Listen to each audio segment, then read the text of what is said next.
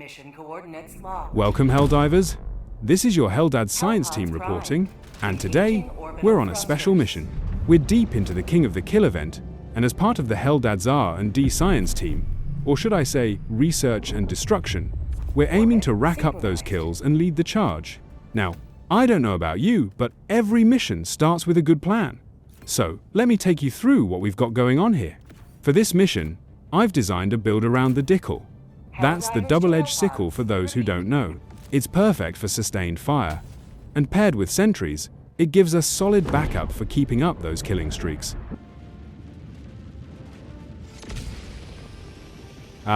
Here we go.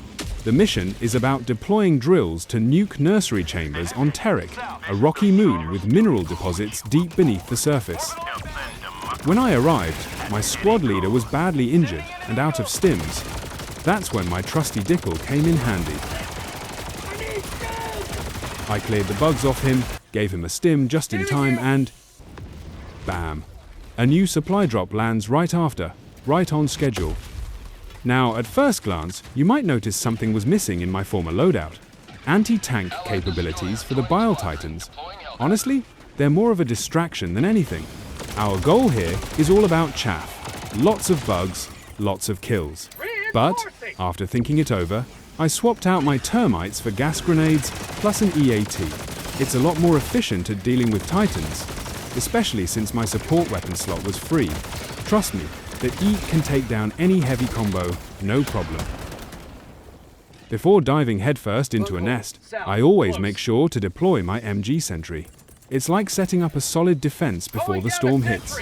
You never know what kind of chaos a nest is going to unleash, so I like to have a little backup ready. That sentry? It's a meat grinder that takes care of the little ones with ease, and also being a great distraction for our enemies, so that I can focus on the bigger bugs. Always set it up before you engage. It's about controlling the battlefield, not just surviving it. The trusty grenade pistol, my final tool to seal those bug holes. You know, the job's never truly done until those nests are shut tight. That grenade pistol? It's like a lock on a door, closing them off and keeping the bugs from pouring out. After all, those holes barely provide enough enemies for us anyway, so let's focus on the bug breaches instead. Just another one of those little things that adds up in the long run. Alright, the drill's down, and it's time to play defense. While my team works on the objective, I make sure to cover them with my Dickle, laying down a steady stream of fire. You see, it's all about timing those napalm barrages just right. As soon as that first breach opens up, I launch one. It's not just about throwing it at random, you need to time it wisely. If you wait too long, the bugs can overwhelm your squad too soon, and it will not last long enough for all waves. Always make sure there's enough distance between you, your squad, and the objective before you let that fire rain down. It's a delicate balance, but when it's done right, it will crank up your killing streak. The drill did its job, and the nuclear payload is deployed, but let's not forget the real key to survival: communication. I made sure to move to a safe distance, staying well clear of the blast radius. But not all of us were that lucky. Our mech diver?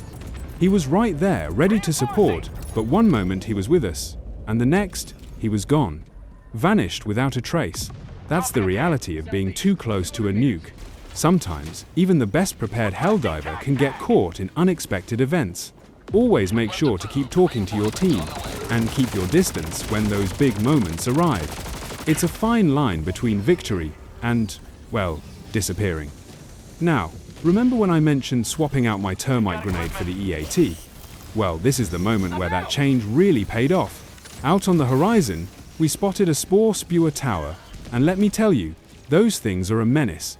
I didn't hesitate.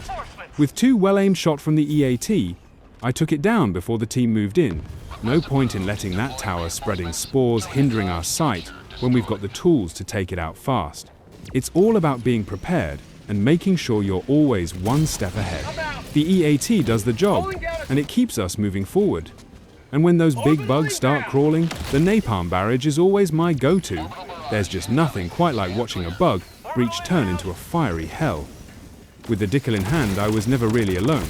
The sustained fire kept me covered, and that fireproof armour? Absolute lifesaver. No reloads, just pure, unrelenting firepower. And of course, my dog breath rover kept my back clear while I focused on mowing down the bugs. My team quickly got the hang of my heavy support role, and soon enough, we were in sync. We moved seamlessly from one objective to the next, with each bug hole vanishing as soon as we arrived. It wasn't long before we had a strong dynamic. The rhythm of it all, sentries deployed, enemies cleared, moved to the next one. It felt almost like a dance. Everyone knew their part, and that's what makes the difference in the heat of battle. The second drill site? That was a different beast entirely. I was the first to arrive, so I wasted no time. I called in the nuke while I stayed by the terminal. But here's where I applied another little trick from my toolbox to boost the kill count. I popped gas grenades right into every spawning enemy group. Now, it may seem simple, but it's a neat little tactic. Any enemy affected by the gas, even if they get killed by someone else, counts towards my kill stats as well. It's all about getting the numbers up and using every advantage at your disposal for this challenge.